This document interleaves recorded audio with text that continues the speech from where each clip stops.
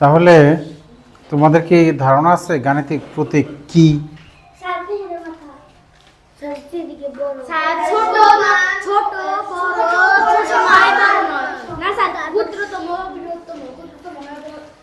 আচ্ছা, কিছুটা ধারণা আছে সম্পর্ক প্রতীক, মানে গণিতে যত প্রতীক ব্যবহার করা হয় আমরা এগুলোকে এক কথায় গাণিতিক প্রতীক বলতে পারি।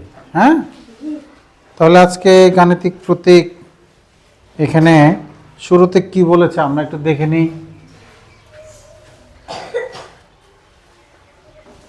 দেখো অধ্যায় 4, আমরা সবাই অধ্যায় 4 কত পৃষ্ঠা? এটা 21 পৃষ্ঠা আমরা সবাই বের করি। হ্যাঁ হ্যাঁ, আর এখানে কি বলেছে আমরা একটু পড়ে ফেলি। গাণিতিক প্রতীক, হ্যাঁ, খালি ঘরে এই চিহ্নটার নাম জানো তোমরা? কি এটা? আচ্ছা, এই যে এই তোমরা চিহ্ন ব্যবহার করতে পারো, কিন্তু শিখে আসছো, কিন্তু নামটা অনেকে ভুলে গেছো, তাই তো? কেউ বলছে ক্ষুদ্রতম, কেউ বলছে বৃহত্তম। ক্ষুদ্রতম, আচ্ছা, এই নামটা মনে রাখার একটা উপায় আছে। আমরা তো জানি যেদিকে হা করে থাকে ওদিকে বড়টা থাকে, আর এই নামটা মনে রাখার একটা কৌশল আছে। তুমি কি জানো নাম মনে রাখার কৌশল কি? আচ্ছা দেখো, এই চিহ্নটাকে আমরা পড়ি হলো তার চেয়ে ছোট, বা সংক্ষেপে ছোট বলতে পারি। ওকে, দেখো এই 5 এবং কলমের কালিটা একটু মোটা করে নিই। 5 এবং এই 3-এর এখানে কোন চিহ্ন বসবে? এই চিহ্ন বসবে, আমরা তো সবাই জানি, তাই না? আর 3 আর 5, এটার মাঝখানে কি বসবে? এটা বসবে। এখন দেখো এটার প্রথমে কি আছে? প্রথমে এটা বড় আছে না? এই চিহ্নটাকে এই জন্য আমরা বড় পড়ি। হ্যাঁ, আর এটা প্রথমে কি আছে? এই জন্য এই চিহ্নটার নাম হলো ছোট। তবে এটা ইংরেজিতে বলার অভ্যাস বেশি, লেস দেন গ্রেটার দেন। ঠিক আছে, ইংরেজিতে আমরা সারা জীবন বলে আসছি, কিন্তু আমি যখন শিক্ষক হলাম প্রাইমারি, তখন আর লেস দেন গ্রেটার দেন না বলে কি বলি? হ্যাঁ, এটাকে আমরা পড়ি তার চেয়ে বড়, বা সংক্ষেপে বড়, আর এটাকে পড়ি আমরা তার চেয়ে ছোট বা ছোট। হ্যাঁ, আচ্ছা, এইবার এখানে 3টা এই সম্পর্ক প্রতীক দিছে। একটা হলো ছোট, সমান আর বড়। এই সঠিক প্রতীক কিভাবে বসাই? এখানে এই যে ওর নাম কি? ওর নাম তোমরা কেউ জানো? ওর নাম মনে হয় রেজা। ঠিক, বইয়ের প্রথমে নাম দেওয়া আছে, দেখো তোমরা।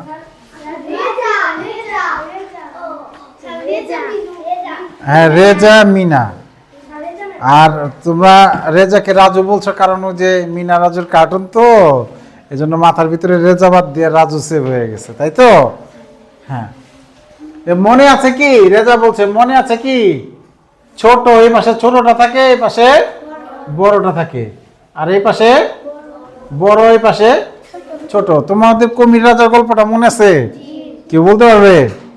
হ্যাঁ, শুনি, সামনে আসো, সামনে এসে বলো কুমির রাজার গল্পটা। হ্যাঁ, কুমির রাজার গল্পটা বলো। হ্যাঁ হ্যাঁ হ্যাঁ হ্যাঁ, বলো বলো বলো। হ্যাঁ বলো। আচ্ছা বলো, যতটুকু মনে আছে জোরে জোরে বলো সবার। এক বনে এক কুমির ছিল। প্রতিদিন বনের প্রাণীরা যে সিংহর জন্য খাবার আনতো। না, কুমিরের জন্য। ঠিক আছে, ওকে ওকে, এই পিছনে সোজা বসো।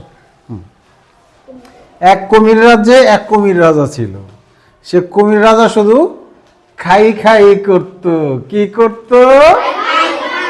হ্যাঁ, ওই রাজ্যের একটা নিয়ম ছিল যে সবাইকে কুমির রাজার জন্য খাবার নিয়ে আসতে হবে। কি নিয়ে আসতে হবে? আর যে পাশে খাবার বেশি থাকতো, কুমির রাজা সেই দিকে হা করে তাকায় থাকতো। মানে খাবার কুমির রাজা দুই পাশে আইনে রাখা সাজায় রাখতো। ওকে, যদি এদিকে খাবার বেশি থাকতো এদিকে হা করে তাকায় থাকতো, আর যদি এদিকে খাবার বেশি হতো এদিকে হা করে তাকায় থাকতো। এটা হলো গল্প, ঠিক আছে? কুমিরের মুখ, এদিকে খাবার বেশি থাকলে এদিকে হা করে তাকায় থাকে, আর এদিকে খাবার বেশি থাকলে এদিকে হা করে তাকায় থাকে, ঠিক আছে? তো গণিতে কুমিরের মুখের মতো এই যে এটাকে কুমিরের মুখের সাথে তুলনা করলে আমাদের আর ভুল হবে না, ঠিক আছে? তাহলে নতুন স্টুডেন্ট আছে এখানে দুজন, একজন আসেনি। আচ্ছা, তাহলে নতুন ভর্তি হয়েছে। তাহলে এইখানে কোন চিহ্ন বসবে, এটা না এটা? তুমি বলতে পারো। ওই যে নতুন কোনটা বসবে? এই যে এটা বসবে, 5 বড়, এদিকে হা করে থাকবে। আর যদি আমি আরেকটা দেই, যেমন 10 15, এখন কোন চিহ্ন বসবে তুমি বসাতে পারবে? এই যেটা, ঠিক আছে? বুঝতে পেরেছ? আচ্ছা, এখন আমরা হ্যাঁ, তাহলে এই যে এটা দেখো আমরা মনে মনে করতে পারবো যে এদিকে হা করে রয়েছে এদিকে বড়, আর এদিকে হা করে রয়েছে এদিকে বড়টা থাকে। বুঝতে পেরেছ? হ্যাঁ, তাহলে আমরা এইখানে তাহলে আমাদের একটু হিসাব করতে হবে। আমরা দুই সংখ্যার মাঝখানে বসানো শিখে আসছি আসলে ক্লাস 4-এই, তাই তো? এখন আমরা এটাকে একটু হিসাব করব। বাম পক্ষ এই জায়গায় তো বসাতে বলছে চিহ্নটা, এই খালি ঘরে, এটা হলো বাম পক্ষ, আর এটা কি ডান পক্ষ। বাম পক্ষ ডান পক্ষ চিনতে কারো সমস্যা আছে? না, যদি চিনতে সমস্যা হয় তাহলে এইভাবে বাম হাত আর ডান হাত দুই হাতে এইভাবে রাখবা। এটা কি বাম পক্ষ, আর এটা বুঝতে পেরেছ? তারপর আমরা হিসাব করে দেখব। তাহলে আমরা হিসাব করি। আচ্ছা, হিসাব করা শেষ কার? আচ্ছা, আমি দেখি, হিসাব করে দেখি। হ্যাঁ, আচ্ছা, আমি এদিকে হিসাব করি, হিসাব করি। তাহলে 1,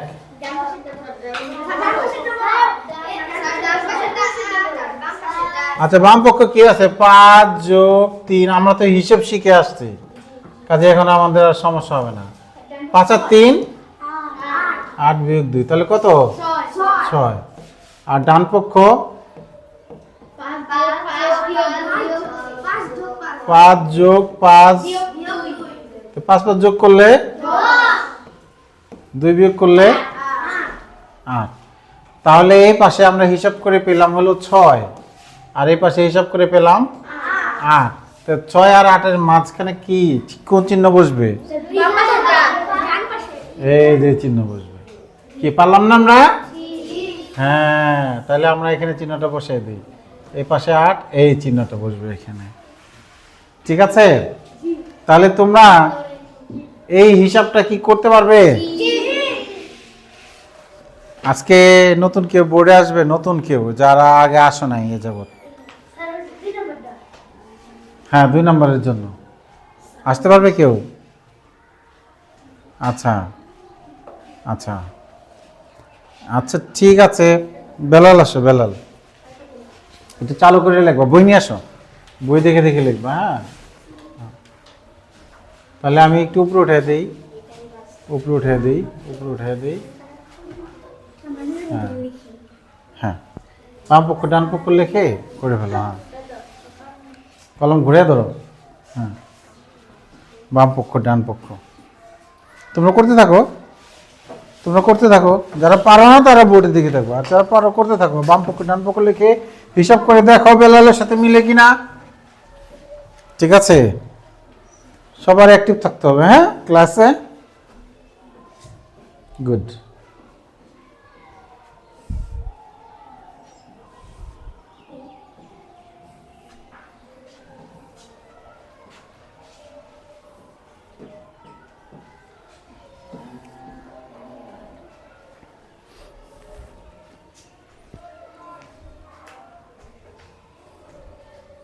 কি তুমি কিছুই করছো না? কি সমস্যা তোমার? বাম পক্ষ তো তুলোই নেই, তুলো, এটা তুলো, এটা তুলো। বাম পক্ষ লিখে একটা সমাচিহ্ন দিবা। হ্যাঁ, বাহ, এই তো করে ফেলছি। হ্যাঁ, এবার ডান পক্ষ। বাম পক্ষের হিসাব দেখো, এখানে একটা মজার হিসাব আছে। গুণ ভাগ পাশাপাশি থাকলে আগে গুণ থাকলে আগে গুণ করা যায়। হ্যাঁ, আমাদের একটা ধারণা আছে আগে ভাগের কাজ করতে হবে, তারপরে গুণের কাজ।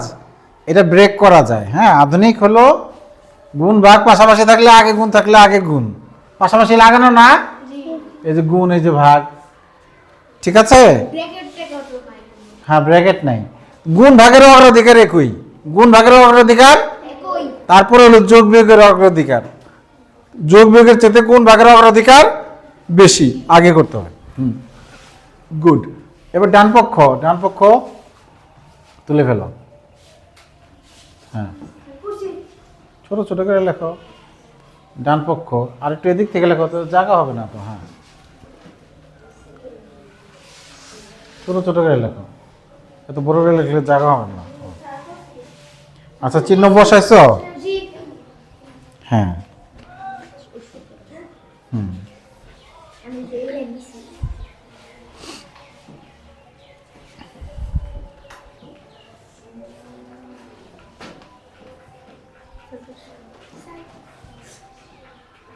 হুম, চিহ্ন বসাইছো? Good, thank you. ওই পাশে যারা করছো, যাদের হয়েছে, তারা পাশের জনকে সাহায্য করো।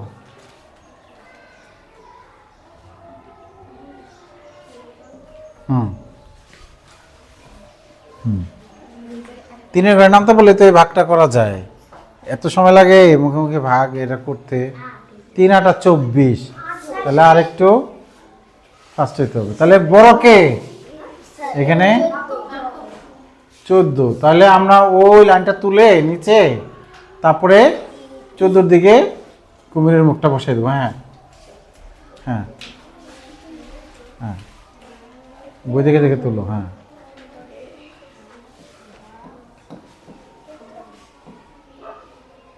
হ্যাঁ,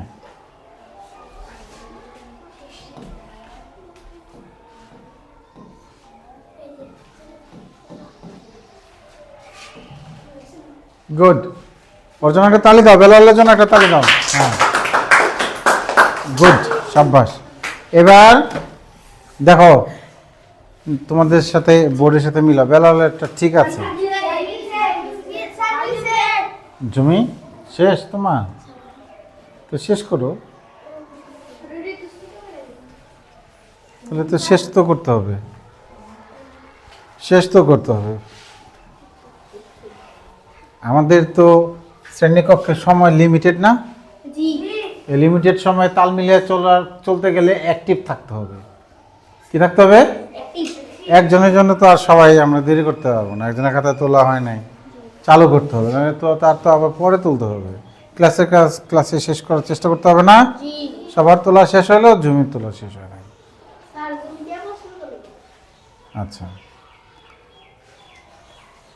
তাহলে দেখো এখানে 4 6 24, 4 6 24 কে 3 দিয়ে ভাগ করলে 8, 4 7 28 কে 2 দিয়ে ভাগ করলে অর্ধেক 14। আচ্ছা, এবার এক কাজ করো, এবার এই যে পরেরটা সবাই খাতায় করো। আমি 2টা বোর্ডে করে দিচ্ছি, করা হয়েছে। এবার 3 নম্বরটা সবাই খাতায়, খাতায়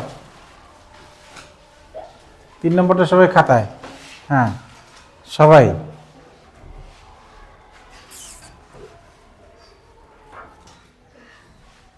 তাহলে কার কাজ শেষ হয়েছে? 1 2 3 4। আচ্ছা, ওকে, দেখি কি অবস্থা। এখানে সমান চিহ্ন বসাইছে, ওর হিসাব আসছে 2 2, বাম পক্ষ 2 ডান পক্ষ 2। তোমারও তাই আসছে? তোমারও তাই? তোমারও তাই আসছে? তার মানে এই 4 জনের হিসাব ঠিক আছে, 4 জনের যেহেতু মিলছে, ঠিক আছে।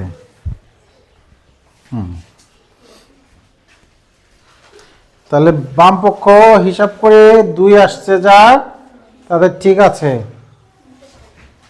ওকে, ফাইন।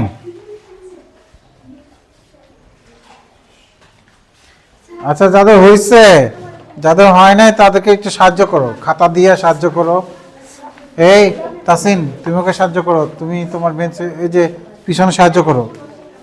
সবার খাতা থাকতে হবে, সমস্যাটা ওই যে ওরা পারলো, ওদের কাছ থেকে সাহায্য নিয়ে তো করতে পারতাম। লাবণী বাম পক্ষ ডান পক্ষ যে লিখতে হয় সেটাও লিখতে পারে না, অঙ্ক তুললেই শুধু বসে আছে। তাহলে খুব খারাপ অবস্থা না? বোর্ডে করা আছে বাম পক্ষ ডান পক্ষ, না পারলে চেষ্টা করতে হবে পারার, অন্যের সাহায্য নিয়ে।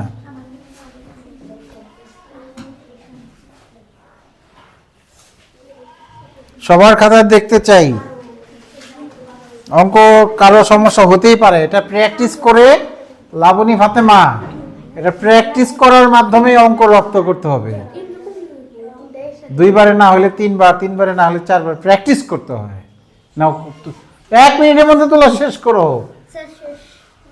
হ্যাঁ,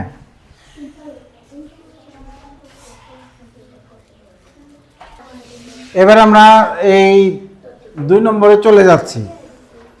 2 নম্বরে কি বলেছে? কি বলেছে? খালি ঘরে যোগ বিয়োগ গুণ এবং ভাগ এর মধ্য থেকে গাণিতিক সাজাই।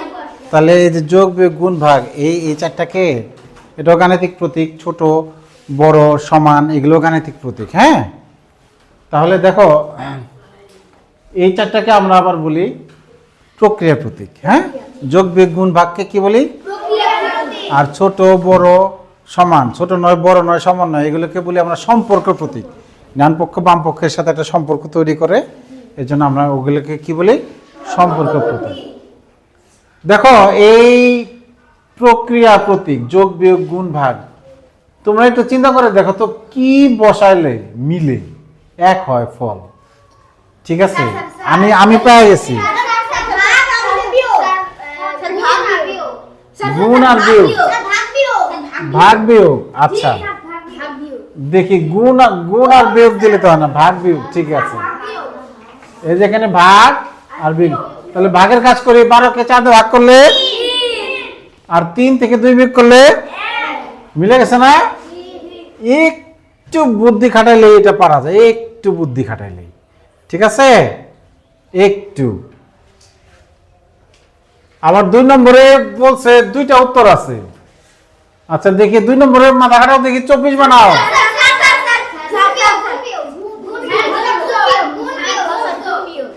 আচ্ছা আচ্ছা আচ্ছা আচ্ছা আচ্ছা গুণ, আচ্ছা আচ্ছা ঠিক আছে ঠিক আছে ঠিক আছে, ওকে। আমরা এই যে গুণ আর বিয়োগ দিলাম, 6 6 36, 36 তে 12 গেলে 24। আর একটা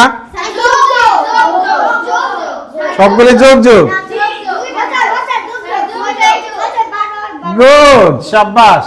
তাহলে আরেকটা আমরা দেখলাম যে এখানে যোগ দিলে 6 6 12, 12 আর 12 24। তাহলে আমরা এই যে এখানে যে বলেছে 2টি উত্তরই বের করতে হবে, তাহলে কিন্তু আমরা 2টি উত্তরই বের করে ফেলেছি। এটা কে বলেছে 2টি উত্তর বের করতে হবে? মিনা। আচ্ছা 2 নম্বরে। আচ্ছা এবার 3 নম্বর। 3 নম্বর সবাই মাথা কাটাও। হ্যাঁ বলো। গুণ ভাগ গুণ। আচ্ছা দেখি আমি ওর কথা শুনে বসে হিসাব। গুণ ভাগ গুণ। আচ্ছা তাহলে আমরা যদি 9 9 গুণ করি কত হলো? 81। 81 কে আবার যদি 9 দিয়ে ভাগ করি কত হয়? 9। আবার 9 কে 9 দিয়ে গুণ করলে 81। কই হলো না তো। আমি আবার বলি 9 9 9 9 গুণ করলে 81, 9 9 81। 81 কে 9 দিয়ে ভাগ করলে 8 9 9 9 81, আবার 9 হয়। কি এই দুটো কাজ করলে কি হয়? 9 9 কে 9 দিয়ে গুণ করলে 9 9 81, আমার তো 80 আছে। মাথা খাটাও মাথা খাটাও, আরো মাথা খাটাও, আরো মাথা খাটাও, হিসাব করো খাতা। দেখি কে বলতে পারে। মাথা খাটাও মাথা খাটাও।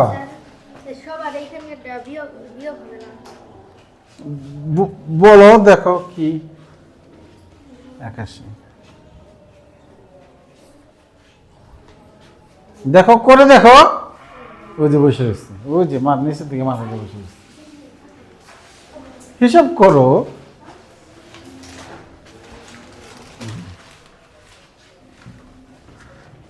তুমি কি চেষ্টা করছো কি কি কি বসাইলে হয়?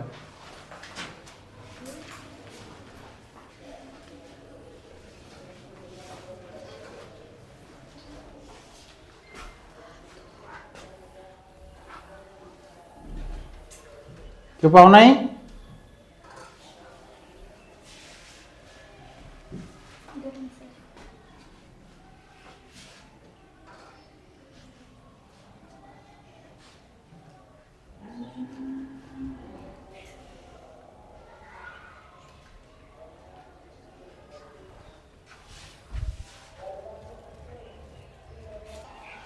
তাহলে আমরা এখানে যদি আমরা গুণ দেই 9 9 81, 81 থেকে 1 বিয়োগ করলে 80 হয় না? তাহলে এই 9 আর এই 9 কি করলে 1 হয়, ভাগ করলে 9 কে 9 দিয়ে ভাগ করলে 1, 81 থেকে 80 1 বিয়োগ করো তাহলে 80 হয়ে যাচ্ছে। কি মজা না? এই যে আমরা হিসাব করে দেখাই দিই, 9 9 81 আর 9 কে 9 দিয়ে ভাগ করলে 1, এই যে 81 থেকে 1 বিয়োগ করলে 80। কি মিলছে? তাহলে একটা হাততালি দাও। চেষ্টা করলে অবশ্যই মিলবে। ঠিক আছে, ওকে ওকে। এবার 1 নম্বর, আবার সেই আগের মতোই খালি করে ওই যে আগে যে করলাম, ঠিক আছে? এই যে আগের গুলো হলো আমরা এই স্যারের সাহায্য নিয়ে এবার স্যারের সাহায্য ছাড়াই করতে হবে, ঠিক আছে? আচ্ছা, আমি এটা বাড়ির কাজ দিয়ে দিলাম। হ্যাঁ, ঠিক আছে, এটা আমরা কি করলাম, বাড়ির কাজ দিয়ে দিলাম। আমরা পরের পৃষ্ঠায় যাই। খোলা বাক্য, দেখো এই যে খোলা বাক্য এবং গাণিতিক বাক্য। গাণিতিক বাক্যের আরেক নাম বন্ধ বাক্য। খুবই গুরুত্বপূর্ণ এটা। হ্যাঁ, এটা প্রায় পরীক্ষাতেই আসে। খোলা বাক্য কাকে বলে? যে দেখো, গণিত বইয়ে তো অনেক বাক্য দেওয়া আছে, কিন্তু সেটা খোলা বাক্য না গাণিতিক বাক্য? হীরা, আমরা এখন কি পড়বো? হীরা বলতে পারছে না। ঝুমি, হীরা এদিকে আসো, এই যে বেঞ্চে এদিকে আসো, চালু করে আসো, দুজনে গল্প করতেছি। মা বাবা স্কুলে পাঠাইছে পড়াশোনার জন্য, আমি তো যা বলি তাই তো ধরি। তোমাদের মনোযোগ আছে কিনা আমি প্রশ্নের মাধ্যমে বুঝতে পারি, মনোযোগ নাই। আমি বললাম খোলা বাক্য এবং গাণিতিক বাক্য খুবই গুরুত্বপূর্ণ। গণিত বইতে অনেক বাক্য দেওয়া আছে, কিন্তু সেটা খোলা বাক্য না গাণিতিক বাক্য এটা আমাদের চিনতে হবে। পরীক্ষায় এটা আসে, খোলা বাক্য কাকে বলে, গাণিতিক বাক্য কাকে বলে। একটি বাক্যকে খোলা বাক্য বলা হয় যখন বাক্যটি সত্য না মিথ্যা নির্ণয় করা যায় না। যখন যায় না তখন তাকে সত্য না মিথ্যা নির্ণয় করা যায় না, তখন খোলা বাক্য। অপরদিকে গাণিতিক বাক্য বলা হয় যখন বাক্যটি সত্য না মিথ্যা নির্ণয় করা যায়। এই 8 একটা জোড় সংখ্যা, সত্য না মিথ্যা? তো সত্য না মিথ্যা আমি বলতে পারতেছি, সত্য হোক আর মিথ্যা হোক সেটা সমস্যা না, সত্য মিথ্যা বলতে পারছি। তো বলতে পারলে গাণিতিক বাক্য। এটা কি? হ্যাঁ, 9 একটা জোড় সংখ্যা, কি এটা? মিথ্যা। তো সত্য না মিথ্যা আমি বলতে পারলেই গাণিতিক বাক্য। এই যে এখন উল্টে গেছে, সত্য মিথ্যা তো আমি বলতে তো পারলাম। হ্যাঁ, তাহলে এটা কি বাক্য? গাণিতিক বাক্য। এইবার ক একটা জোড় সংখ্যা, আমি তো বলতে পারছি না ক, এটা আবার কি? এটা সত্য মিথ্যা বলা যায় না, কারণ হলো কর মান কেউ 1 বলতে পারে, কেউ 2 বলতে পারে, ইচ্ছা মতো একটা সংখ্যা বলে দিতে পারে কর পরিবর্তে। হ্যাঁ, এর জন্য এটা হলো খোলা বাক্য। ঠিক আছে, খোলা বাক্য আর গাণিতিক বাক্য এক কথাতে চেনার একটা উপায় বলে দিচ্ছি আমি, ম্যাজিক। বাক্যের মধ্যে যদি ক খ থাকে তাহলে খোলা, আর যদি ক খর পরিবর্তে সংখ্যা থাকে তাহলে গাণিতিক। গাণিতিক। দেখো এই যে নিচে আমরা এক কথাতে শেষ করে দিলাম, এটা হলো টেকনিক, কৌশল আর কি। এই দেখো এই বাক্যে কি ক আছে? আছে, এই যে ক যোগ করলে তাহলে খোলা। এই 2 নম্বরে কি ক আছে? তাহলে এটা কি বন্ধ বা গাণিতিক। 3 নম্বরে কি ক আছে? তাহলে এটা কি গাণিতিক। 4 নম্বরে অজানা আছে, ক খ মানে অজানা কোনো কিছু, অজানা, তাহলে এটা খোলা বাক্য। বুঝতে পারছো? আমরা এটাতে কি বুঝাইছে আমরা তো বুঝি না। কেউ ত্রিভুজের জায়গায় বলতে পারে 2, 3, 4 যে কোনো কিছু। ওকে, দেখো 5-এর সাথে ক যোগ করলে যোগফল 12 হয়। কর মান যদি কেউ 7 বলে, 5-এর সাথে 7 যোগ করলে যোগফল 12 হয়, তখন হলো আমরা সত্য মিথ্যা বলতে পারছি। এখন সত্য মিথ্যা বলতে পারছি না। তাহলে এটা কি? এবার বলো, সবাই বলো, ক এটা কি? খোলা। কেন? সত্য মিথ্যা বলতে পারছি না। 2 নম্বর, 3 কে 4 দিয়ে গুণ করলে গুণফল 12 হয়, সত্য না মিথ্যা? 3 4 12 সত্য। সত্য মিথ্যা বলতে তো পারছি, তাহলে গাণিতিক বাক্য। 3 নম্বর, 26 কে 4 দিয়ে ভাগ করলে ভাগফল 5 হয়, বাক্যটা সত্য না মিথ্যা? 26 কে 4 দিয়ে ভাগ করলে মিথ্যা এটা। ঠিক আছে, 20 কে 4 দিয়ে ভাগ করলে ভাগফল 5 হয়, মিথ্যা। তাহলে এটা কি বাক্য? গাণিতিক। গাণিতিক, সত্য মিথ্যা যাই হোক গাণিতিক। আর যেটা সত্য মিথ্যা বলতে পারছি না সেটাই হলো খোলা। তাহলে এই যে বর্গ এবং ত্রিভুজ যোগ করলে যোগফল 10 হয়। না না না না, সত্য মিথ্যা তো বলতে পারছি না। আমি যদি এখানে যদি 5 দেই, এখানে যদি 5 দেই, তখন বলতে পারবো, এখন তো বলতে পারছি না। এটা তো এই বর্গ দ্বারা আমার কি বুঝাইছে তার উপর নির্ভর করে। কর জায়গায় কর পরিবর্তে যেমন আমরা যে কোনো সংখ্যা বসাতে পারি। এই ত্রিভুজ চতুর্ভুজ এখানে যে দিয়েছে, এটা পরিবর্তে যদি আমি সংখ্যা বসাতে পারি, তখন সত্য মিথ্যা বলতে পারবো। এখন আমি সত্য মিথ্যা কিছুই বলতে পারছি না। ঠিক আছে, কারণ এটার দ্বারা কি বুঝাইছে এটা তো আমার বুঝতে হবে, জানতে হবে। ঠিক আছে, এটার মানের উপর নির্ভর করে, এই বর্গ এবং ত্রিভুজের মানের উপর নির্ভর করে সত্য মিথ্যা। ঠিক আছে, বুঝতে পেরেছ? আপাত দৃষ্টিতে যেমন ও বলে ফেলছে মিথ্যা স্যার, মিথ্যা আপাত দৃষ্টিতে কারো কাছে মিথ্যা মনে হইতে পারে, কিন্তু এই প্রতীকগুলোর মান অনেক হতে পারে। ঠিক আছে, কর মান যেমন অনেক হতে পারে, মান বসালে তো সত্য মিথ্যা হবে। ঠিক আছে, কাজে যার মান বসানো যায়, অজানা মান থাকে আর কি, তাকে আমরা সত্য মিথ্যা বলতে পারি না। সেক্ষেত্রে আমরা তাকে খোলা বাক্য বলবো। অর্থাৎ ক খ আর এরকম প্রতীক থাকলে খোলা, আর যদি সংখ্যা থাকে বা সরাসরি সত্য মিথ্যা বলতে পারি তো গাণিতিক। গাণিতিক বাক্য, তো গাণিতিক বা বন্ধ। দেখো এই যে এই কর মান খুবই গুরুত্বপূর্ণ, এই যে কটা, হ্যাঁ এটা চতুর্থ শ্রেণীতে করে আসছো। দেখো আমি করে দিই, প্রথমে আমরা এটা তুলবো, এই যে এক লাইন শেষ, এটা বা দিবা, কি দিবা?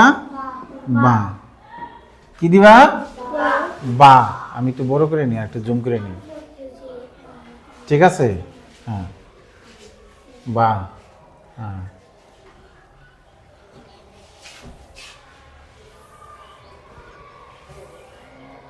হ্যাঁ। তাহলে দেখো এটার খাতা তুলে বা দিবা, তারপরে উভয় পক্ষ থেকে 5 বিয়োগ করবা বা 5 ডানে নিয়ে যাবা, তাহলে কর মান বেড়ে যাবে। যোগ আছে, বিয়োগ হয়ে যাবে, 10 বিয়োগ 5। এক পাশ থেকে আরেক পাশে নিলে চিহ্ন বিপরীত হয়ে যায়, এই কথা মনে রাখলেই এই অঙ্কগুলো পারা যায়। হ্যাঁ, এক পাশ থেকে আরেক পাশে নিলে বিপরীত চিহ্ন হয়ে যাবে, যোগ বিয়োগ হয়ে যাবে, বিয়োগ যোগ হয়ে যাবে, গুণ ভাগ হয়ে যাবে, ভাগ গুণ হয়ে যাবে। কি হবে? যোগ কি হবে? বিয়োগ কি হবে? গুণ কি হবে? ভাগ কি হবে? তাহলে এটা পারা যায়, আর বাকি টুক প্র্যাকটিস করতে হয়। আর শেষ লাইনে আমরা একটা শতরাং দেব, শতরাং ক সমান 10 থেকে 5 বিয়োগ করলে 5। এই যে কর মান, দেখো এমনি বোঝা যায়, 5-এর সাথে কত যোগ করলে 10 হবে? 5। এটা এমনি বোঝা যায়। তাহলে বলছে কর মান 5 হলে বাক্যটা সত্য হয় না? হ্যাঁ। তাহলে এটা কি করব? বা ক সমান কি হবে বলো তো, কি হবে? 36 ভাগ 2, সুতরাং ক সমান 18। এই যে 18 দুগুণে 36, কি অনেক সহজ না? জি তাহলে এইটা কি হবে কে বলতে পারে? স্যার স্যার যোগ যে 48 আর 23 যোগ এটা একটু ঝামেলা। স্যার কো ওইখানে 48 আর 48 যোগ ক ওই পাশে নিতে হবে, কর আগে যদি বিয়োগ থাকে তাহলে কটাকেই ওই পাশে নিতে হবে। ঠিক আছে, বুঝতে পেরেছ? জি জি আর এই পাশে যদি 48 যদি নেই, 23 থেকে তো 48 বিয়োগ করা যায় না। 48 এর চিহ্ন হলো এখানে আছে যোগ, ডান পাশে গেলে কি হবে? বিয়োগ। তাহলে 23 থেকে কি 48 বিয়োগ করা যায়? এই সমস্যার সমাধানের জন্য আমরা কি করব? কটাকে ওই পাশে নিব, এখানে বাদেই বা। তাহলে 48, 23 টাকে এই পাশে নিয়ে আসি। 23 এর আগে কি চিহ্ন আছে? যোগ চিহ্ন। 23 এর আগে কি চিহ্ন? যোগ। যোগ জোরে বলো, 23 এর আগে কি চিহ্ন?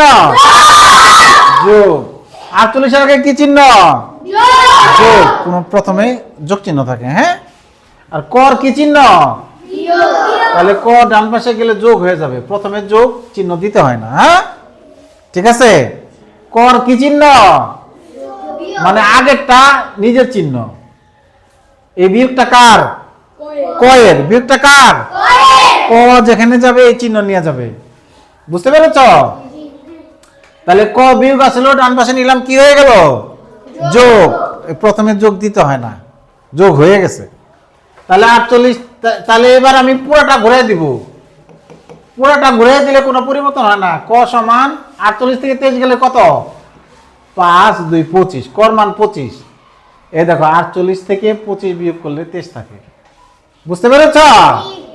হ্যাঁ, এই যে এটাও করি আমরা, তোমাদের তোলার সময় দেব, তোমরা খাতায় তুলবা। এই যে বিয়োগ আর ভাগ, বিয়োগ আর ভাগ থাকলে কটাকে আমরা ডানে নিব, হ্যাঁ। বিয়োগ আর ভাগ থাকলে কটাকে ডানে নিব। তাহলে 72, আগে কটাকে আমরা ডানে নিয়ে যাই। 6 গুণ ক, কি হবে? গুণ থাকলে কি হয়ে যায়? ভাগ। 6 গুণ ক। এখন 6 যদি আমি বামে নিয়ে আসি তাহলে কি হবে কে বলতে পারে? 72 ভাগ 6, 72 ভাগ আর ক। হ্যাঁ, দুইটা সংখ্যা গুণ অবস্থায় থাকলে আরেক পাশে গেলে সেটা ভাগ হয়ে যায়, হ্যাঁ। দুইটা সংখ্যা কি বা উভয় পক্ষকে যদি 6 দিয়ে ভাগ করি, 6 6 কাটা গেল, এখানে 72 কে 6 দিয়ে ভাগ করলে কত? 12। ক সমান 12। এভাবে প্র্যাকটিস করবা। আবার আমরা এটাকে বুঝতে পারি, 72 কে 12 দিয়ে ভাগ করলে 6 হয়। 12 ঘরে নামতা পড়লে এটা ফলাফল এমনিতেই তোমরা বের করতে পারবা, আর বাকিটুকু প্র্যাকটিস করে। ঠিক আছে, ওকে। এবার তোমাদের তোলার সময় দিলাম, সবাই খাতায় তুলো।